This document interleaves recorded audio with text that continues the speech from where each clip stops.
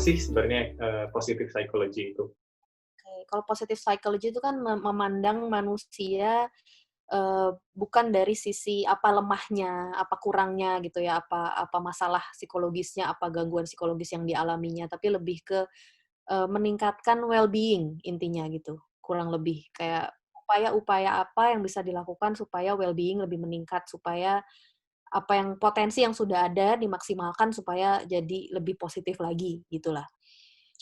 Kalau ditanya ada nggak sih kaitannya expressive writing sama sama positive psychology, ya ada banget gitu ya, karena ketika kita bisa mengekspresikan perasaan-perasaan kita, mengakui, berdamai dengan perasaan kita apapun itu, pelan-pelan tentu saja, nggak terburu-buru gitu ya, itu kan kita juga sedang dalam upaya untuk meningkatkan well-being kita sendiri gitu.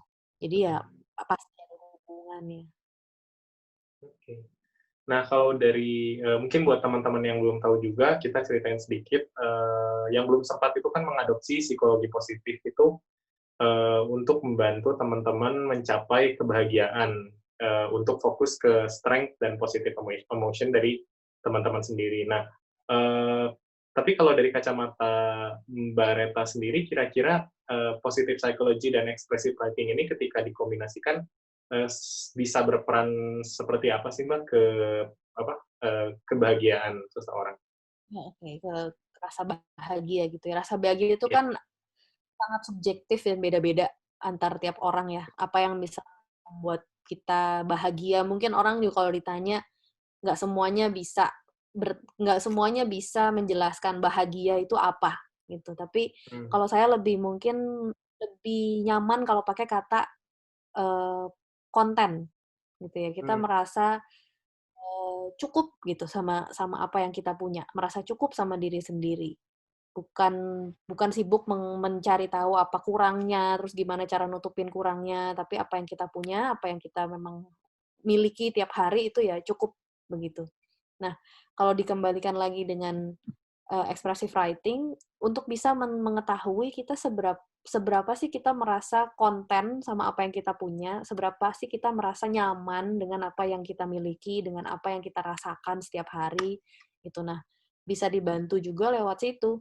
Tuh, karena Mmm. kadang-kadang berefleksi itu saya yakin semua manusia tuh punya kok kemampuan untuk berefleksi, untuk bertanya pada dirinya sendiri, untuk mencoba mengenali apa yang dirasakan. Tapi expressive writing ini mungkin bisa dianggap sebagai salah satu media atau alat gitu ya untuk membantu kita lebih bisa mengekspresikan seperti namanya gitu. Dan Mhm. ketika itu bisa diekspresikan lebih lanjut, akan lebih terasa efeknya simply karena apa yang selama ini nggak keluar, ternyata bisa ya dikeluarin, ternyata saya punya perasaan-perasaan ini yang sebelumnya saya nggak kenal, gitu. Dan ketika Mmm. udah dalam bentuknya tulis, kita bisa baca ulang, terus kita bisa evaluasi lagi dikaitkan dengan, apa yang kita kayak semacam dikonfirmasi, "Betul nggak sih ini perasaan saya?" Itu kan jadi semacam obrolan lagi gitu dengan diri sendiri dan semakin tahu apa yang bisa saya optimalkan dari diri saya untuk mencapai tadi well-being yang lebih baik. Mmm. Mhm. Tapi, kalau dari sisi psikologi positif tuh mirip nggak, Mbak? Atau sama nggak sama kayak, jangan nyerah atau kayak yang harus selalu bisa lihat positifnya atau gimana, Mbak? Sebenarnya wujud sederhananya yang mudah dipahami. Oh, sebetulnya oh ya, walaupun kelihatannya kayak gini, psikologi positif bukan berarti meminta kita atau menyuruh kita untuk terus-terusan berpikir positif.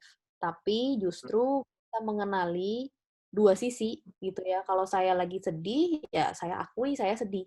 Kalau saya lagi Mmm. seneng, ya saya akui saya seneng. Tapi artinya ketika lagi sedih, oke saya sedih. Tapi kalau Mhm. kita punya daya, kita berdaya, kita tahu diri kita seperti apa, kita tahu apa saja potensi yang kita miliki, ketika kita punya kesedihan yang mendalam itu, atau punya ya masalah-masalah psikologis tersebut, kita juga tahu apa ya kira-kira yang bisa saya lakukan untuk mencoba menghadapi kondisi yang tidak menyenangkan ini. Apa yang bisa Mmm. saya lakukan dari potensi yang saya punya untuk membantu saya keluar dari kondisi yang, membuat saya tertekan ini, gitu. Jadi lebih ke situ, bukan berarti ada perasaan negatif langsung dihalau, langsung coba di-deny, langsung disangkal-sangkal, itu malahan, malah efeknya tidak baik gitu ya untuk kondisi Mhm. psikologis kita. aku mau sekalian jelasin. Jadi buat teman-teman mungkin yang ngelihat akun Instagram yang belum sempat, pada bingung nih kalau misalkan ngelihat kayak katanya gerakan sosial berlandaskan kesehatan mental, tapi kok di mananya? Nah, tadi seperti yang udah dijelaskan oleh Mbak Reta, justru disitulah positive psychology yang coba dibawa.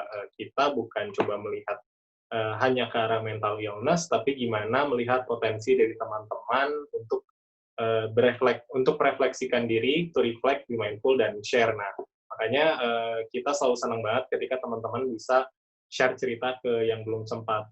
Sebenarnya nggak harus ke yang belum sempat, ke diri sendiri juga, ke teman, ke keluarga itu udah jauh lebih dari cukup, karena di situ teman-teman mencoba mengakui kondisi perasaan yang dirasakan, mengenali seperti yang tadi dijelaskan oleh Mbak Reta, dan juga mengekspresikannya.